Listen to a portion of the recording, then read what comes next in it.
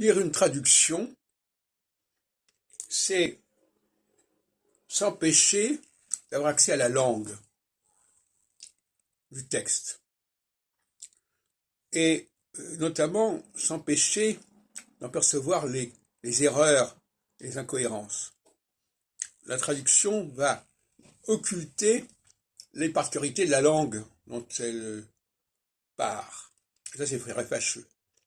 Dans le domaine judaïque, notamment, beaucoup de juifs, en dehors d'Israël, et même en Israël d'ailleurs, n'ont pas accès à la langue elle-même, en tant que grammaire, en tant que structure de morphologie, etc. Ils ne la connaissent qu'à travers des traductions. Ils vont la lire, ils vont savoir lire la langue sans pouvoir la parler.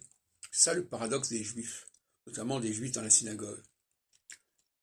Par conséquent, aucun juif qui ne serait pas hébraïsant au sens plein du terme,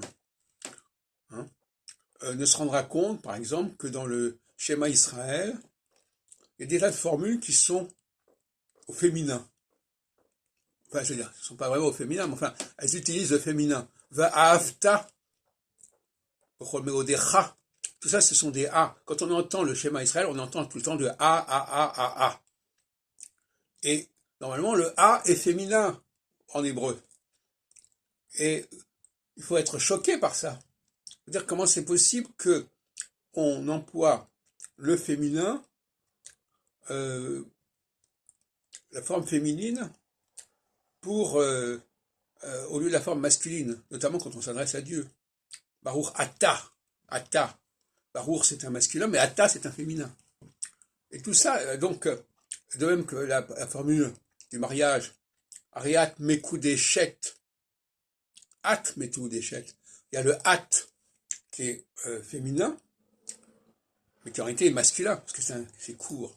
At Mekudeshet, Mekudeshet c'est un féminin, et At, c'est un féminin qui est long, et At c'est un masculin qui court.